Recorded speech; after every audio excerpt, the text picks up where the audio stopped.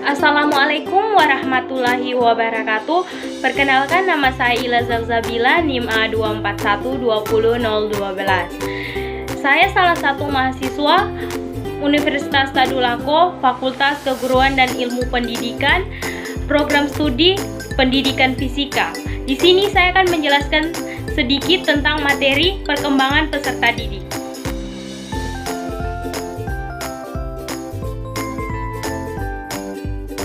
Di sini akan saya jelaskan yaitu pengertian pertumbuhan dan perkembangan. Pertumbuhan merupakan bertambahnya ukuran yang bersifat irreversibel atau tidak dapat kembali. Pertambahan ukuran yang dimaksud adalah perubahan tinggi, berat maupun volume. Perkembangan adalah proses perubahan sifat makhluk hidup menuju kedewasaan. Perkembangan makhluk hidup tidak dapat diukur atau kuantitatif. Ada beberapa proses pertumbuhan perkembangan pada peserta didik. Yang pertama, masa perkembangan yang cepat. Yang kedua, pengaruh yang lama. Yang ketiga, proses yang kompleks. Yang keempat, nilai-nilai yang diterapkan. Dan yang kelima, masalah yang menarik. Yang pertama, kecerdasan. Yang kedua, temperamen. Dan yang ketiga, interaksi, keturunan, lingkungan, dan perkembangan.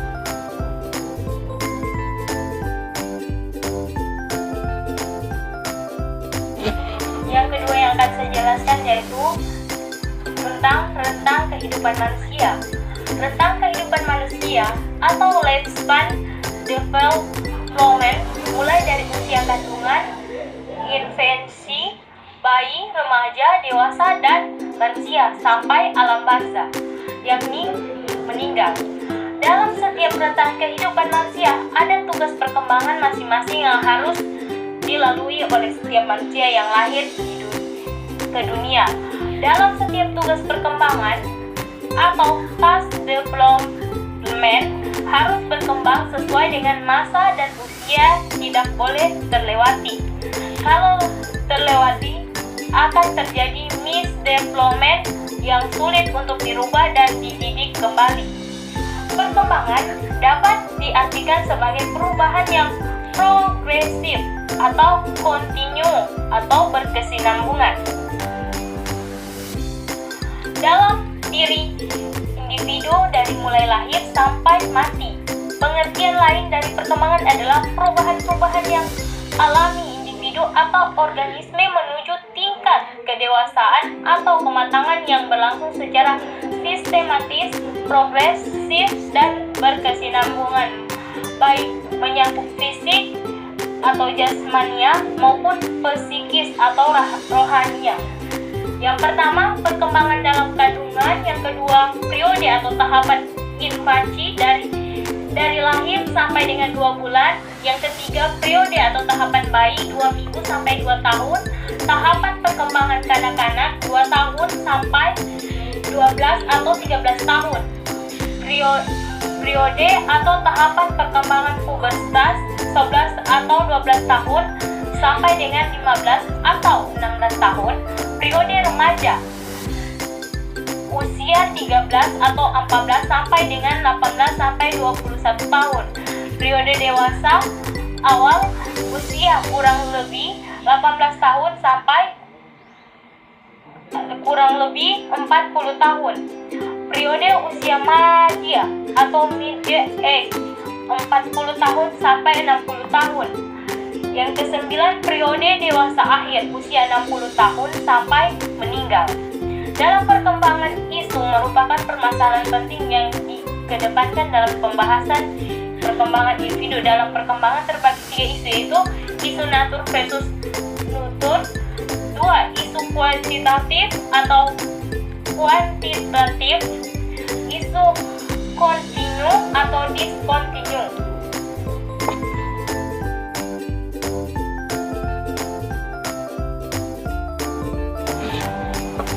Yang ketiga, saya akan menjelaskan tentang teori perkembangan peserta didik. Yang pertama, perkembangan kognitif merupakan suatu proses genetik, yaitu suatu proses yang didasarkan atas mekanisme biologis perkembangan sistem saraf.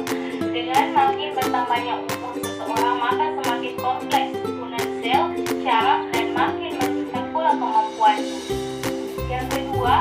teori psikoanalitik Freud. Teori Freud mengenai kepribadian dapat dibesarkan dalam rangka struktur, dinamika, dan perkembangan kepribadian. Menurut Freud, kepribadian terdiri atas 3 sistem atau aspek, yaitu ID, yaitu aspek biologis, yang kedua ego, yaitu aspek psikologis, yang ketiga super ego, yaitu aspek sosiologis. Ketiga aspek itu masing-masing mempunyai fungsi, komponen, sifat, prinsip, kerja, dinamika sendiri-sendiri, namun ketiganya berhubungan dengan rapat sehingga tidak memungkinkan memisahkan pengaruhnya terhadap tingkah laku manusia. Tingkah laku selalu merupakan hasil kerjasama dari ketiga aspek itu. Yang ketiga, Erikson mengembangkan teori psikologi sebagai pengembang teori psikoanalisis dari Freud, di mana teori psikososial disebut bahwa tahapan perkembangan individu selama siklus hidupnya dibentuk oleh pengaruh sosial yang berinteraksi dengan individu yang menjadi matang secara fisik dan psikologis. Yang ketiga, teori belajar sosial dikembangkan oleh Bandura yang menyatakan bahwa orang belajar dari satu sama lain melalui pengamatan, peniruan, dan modeling, kemudian akan diterapkan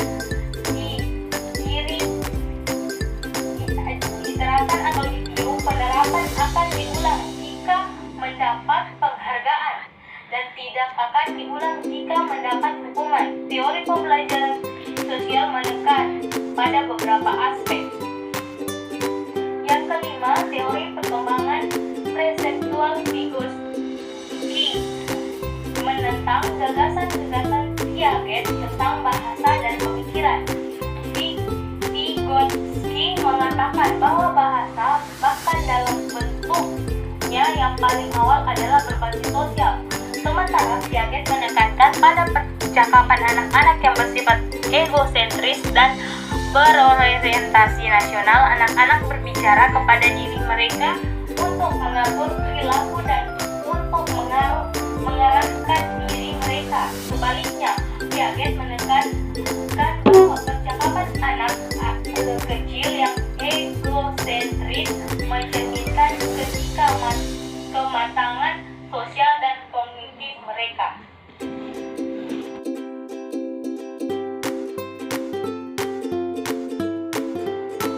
Yang selanjutnya itu faktor-faktor yang mempengaruhi perkembangan.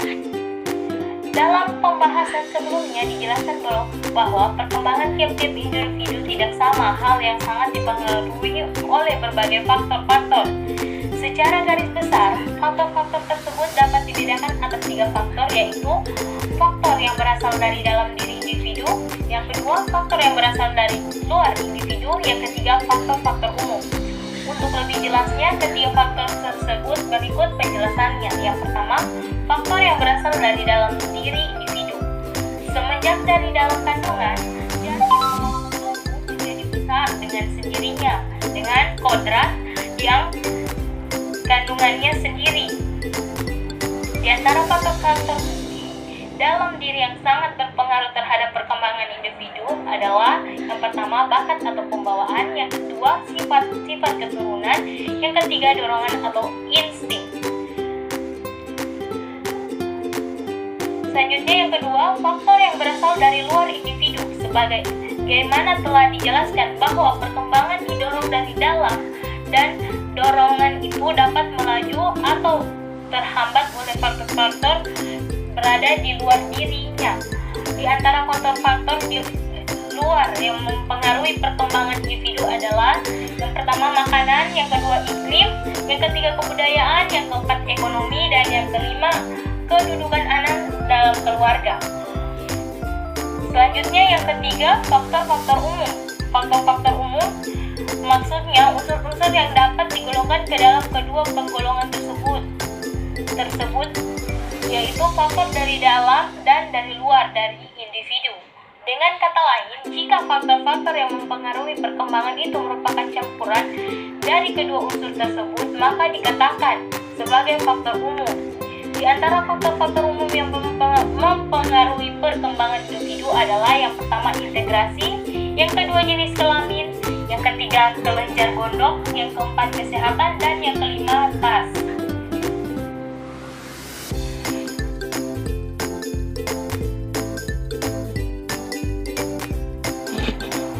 Yang kelima, prinsip-prinsip perkembangan. Yang pertama, prinsip perkembangan melibatkan perubahan.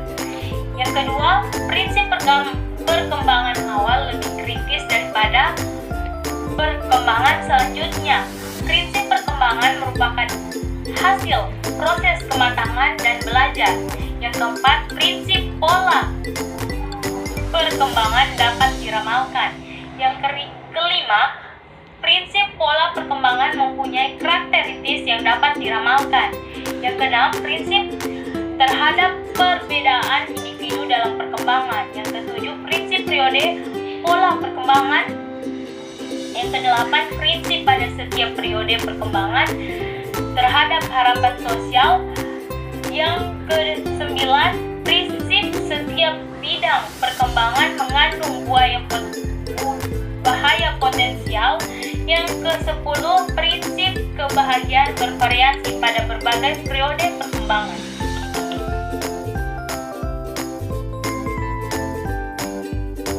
Dan yang selanjutnya, aspek-aspek perkembangan.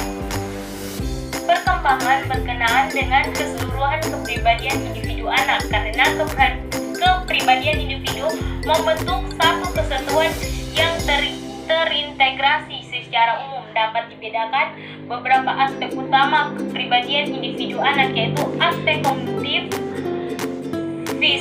fisik motorik, sosio-emosional, bahasa, moral, dan keagamaan. Yang pertama, aspek perkembangan kognitif. Yang kedua, aspek perkembangan fisik. Yang ketiga, aspek perkembangan psikomotorik. Yang keempat, aspek perkembangan moral. Yang kelima, aspek perkembangan emosional. Yang keenam, aspek perkembangan sosial. Dan yang terakhir, aspek perkembangan bahasa.